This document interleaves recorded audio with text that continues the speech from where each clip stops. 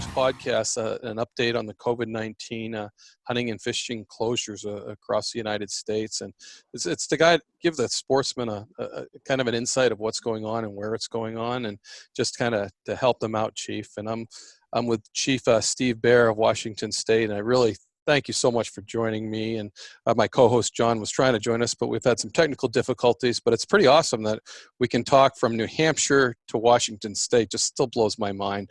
So coming as a as a 23-year veteran of, when we started with cell phones in a bag, and used to have to drive and pick up the phone at the local hardware store or something to make those calls, Chief. So, but thanks again for joining and filling us in. Oh, yeah, my pleasure. Happy to be here this morning. And this COVID, it's one thing. It's really it's testing our limits of technology.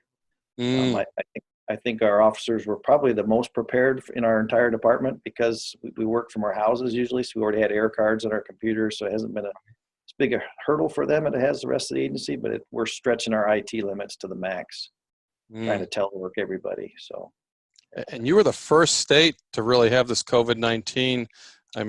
Focused on you, and then so you're going to be the first one to work through this whole thing probably and come out before everybody else does. So, and how'd you start and where'd you go?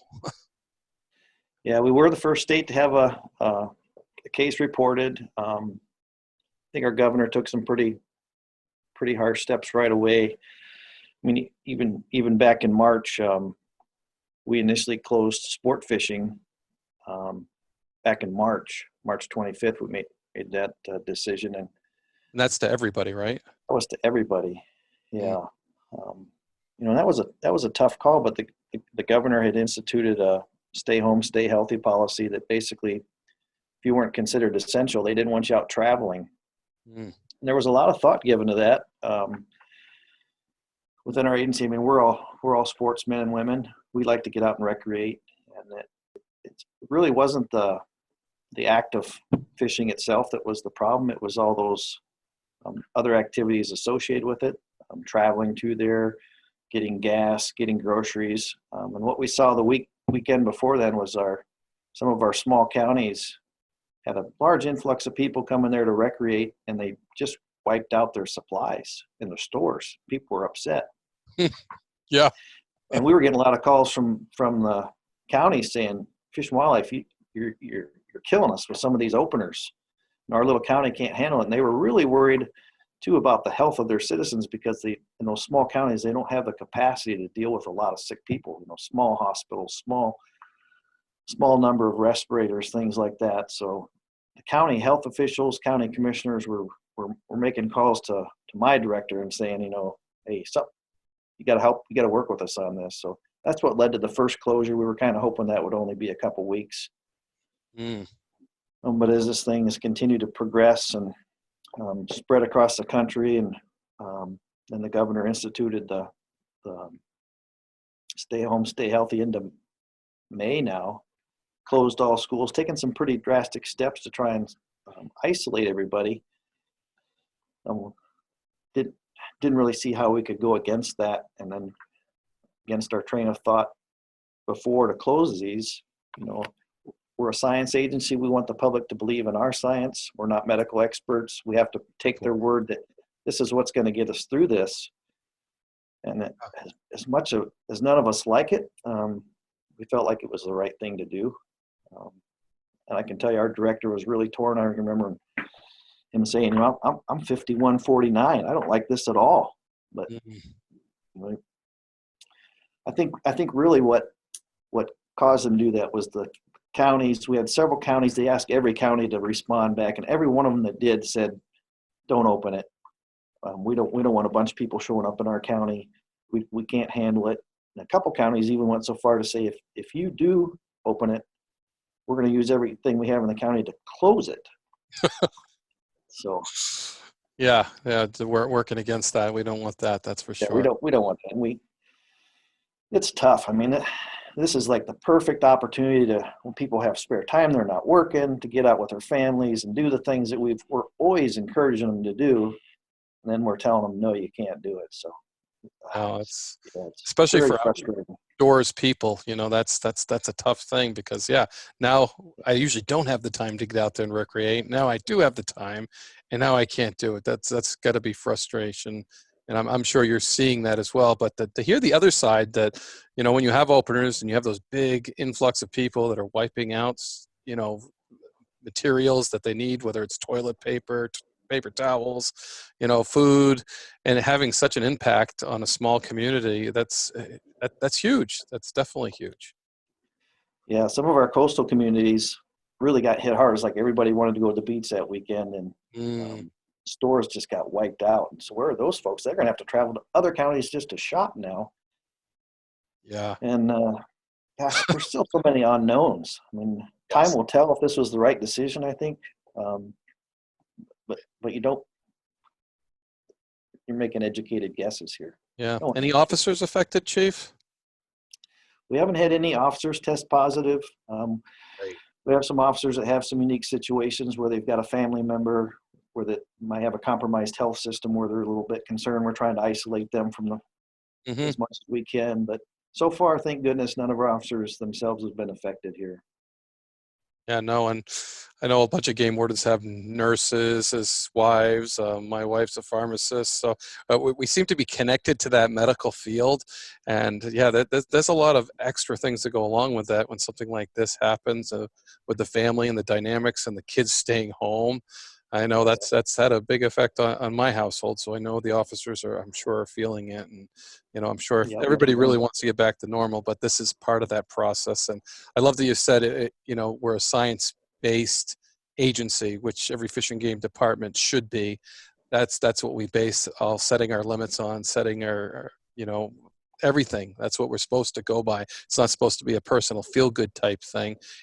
We got to go with the science, and we got to believe in that science. And that you're right. That's exactly what we're doing, and that's what we need to do.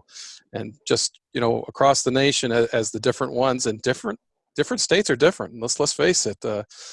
From Maine to Washington, and that's what I really want to give a segment to see what's going on and where. So if you happen to recreate in another state, look and check before you go, because it may or may not be open. We haven't had any closures as of yet in New Hampshire, but I'm not saying there won't be. But we still haven't restricted, like turkey hunting's coming right up for non-residents.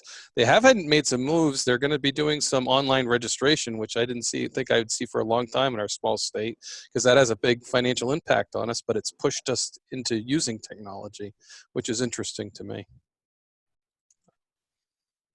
Yeah, this has definitely had a large impact on our agency financially. I mean, our license sales, we're losing a lot of money every day on license sales. We're hoping that if we're able to provide the opportunity in the future, that those sales will come back. There'll probably be some lost sales for this, and that our agency depends on a lot of that to sustain itself. So it would be easy for us to say we have to do this to survive, but right. And most fish and wildlife agencies across the country still rely on license sales. We are generally mostly self-funded agencies. And then the matches with the federal dot holders as well. That'll be interesting on how that sugars off as well. But yeah, definitely. That's a big part of our agency's budget is through license sales. Yeah. And that's what reinforces to the outdoor person that they don't want to do this. This is a have to do, because it's going to affect everything that they do.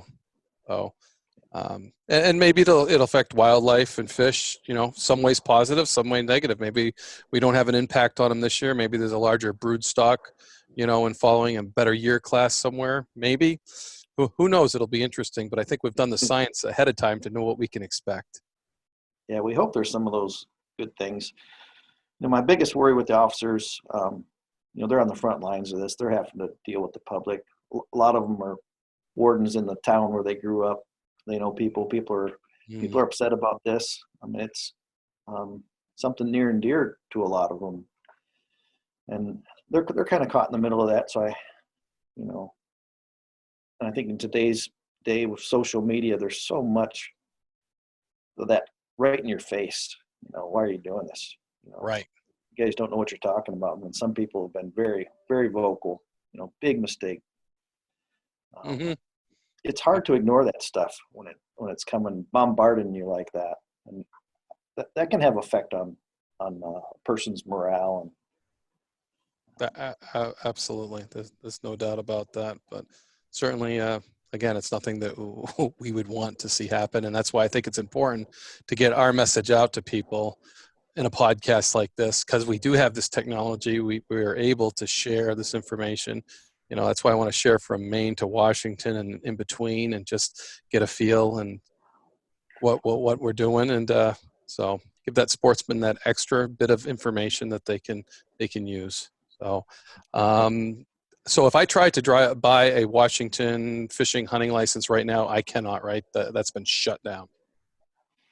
I think you might still be able to do it online, actually. Right. You might still be able to buy one online. But the office itself is shut down. They can't come in and buy a license. Many of our offices, they're all shut down. But you'd still be buying licenses, but it probably has information right there to tell you that right now you can't use it.